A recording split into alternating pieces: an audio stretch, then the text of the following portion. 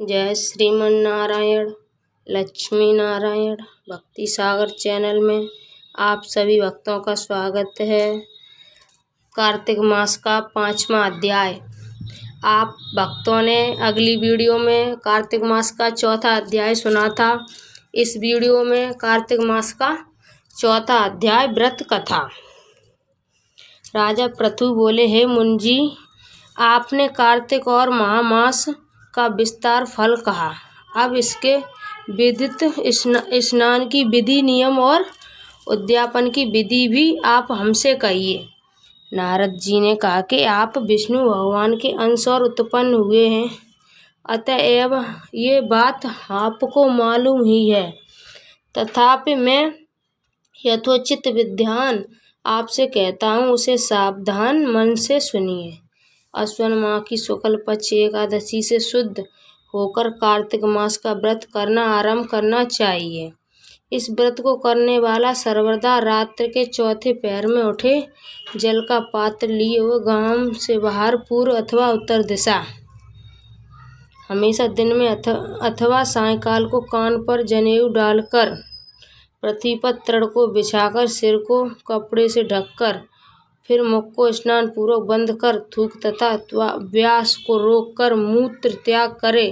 रात्र के समय में दक्षिण मुख बैठकर मलमूत्र का त्याग करे। अपने लिंग को पकड़कर उठे तथा मृतिका और जल से सावधानी से होकर सुगंधित का नष्ट करे। तब शौच क्रिया पूर्ण करे। 1 बार लिंग में, 3 बार हाथ में, फिर शिस्त तथा हाथ में 2-2 बार, 5 बार गुदा में और 10 बार बाएं हाथ में, दोनों हाथों में 7 बार मिट्टी लगा कर अच्छी तरह जल से धोए। ये शौच विधि गृहस्थों के लिए कही गई है। ब्रह्मचारियों को दूनी, वानप्रस्थ को तिगुनी और सन्यासी को चौगुनी अधिक शुद्ध करनी चाहिए। जो शुद्ध की विधि दिन में कही गई है, उससे आधी शुद्ध रात में होनी चाहिए। इससे भी चौथी आत्र और इसमें भी आधी विविध यात्री को करनी चाहिए। शौच कर्म से रहित मनुष्य को समस्त क्रियाएं निष्फल होती हैं। जो मनुष्य मुख शुद्ध दातुन नहीं करता, उसके सब मंत्र निष्फल हो जाते हैं। अतः एवं दांत और जीभ को बलपूर्वक स्वच्छ करना चाहिए। हे वनस्सित, तू आय, बल, कीर्ति, तेज, प्रभा, पशु संपत्ति, ब्रह्मा, ज्ञान, बुद्धि, विद्या हमको दे। ये मंत्र पढ़कर दातून वृक्ष से ग्रहण करें। ये मंत्र कहकर दूध वाले वृक्ष से 12 अंगुल दातुन लेकर करें तथा श्राद्ध और व्रत के दिन न करें। पतिप्रदा, अमावस, नवमी, छठ, रविवार, चंद्र तथा सूर्य के ग्रहण में दत्त धावन कदापि न करना चाहिए। कटीले पेड़, कपास, पीपल, रेड़ और निगंध वृक्षों की दातुन नहीं करें।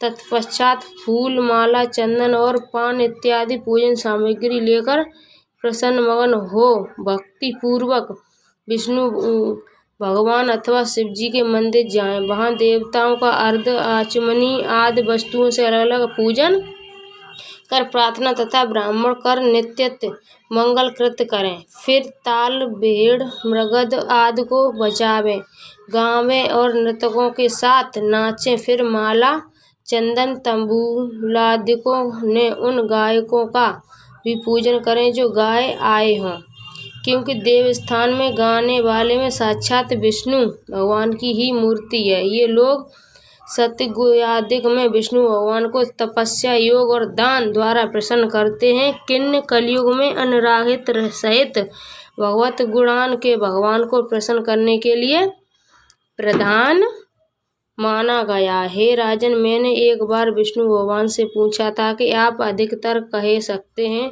ये सुनकर विष्णु भगवान कहा, हे नारद, मैं वैकुंठ में अथवा योगिनी के हृदय में ही नहीं रहता, अपितु जहाँ मेरे भक्त मेरा गुणगान करते हैं वहाँ मैं अवश्य रहता हूँ। जो प्राणी चंदन माल्यादिकों में हमारे भक्तों का पूजन करते हैं, उससे मुझे जैसी प्रीति होती है, वैसी प्रीति मेरे पूजन से भी नहीं हो सकती। जो मूर्ख पुराणों की कथा तथा मेरे भक्तों का कीर्तन सुनकर उनकी निंदा करते हैं, वे मेरे शत्रुघ्न हैं। ऋषिद दतूरा ने गिरिजा, चमेली, केसर, कंदार, मदार तथा कनेर के फूल और अक्षत्र से विष्णु भगवान की पूजा करनी चाहिए।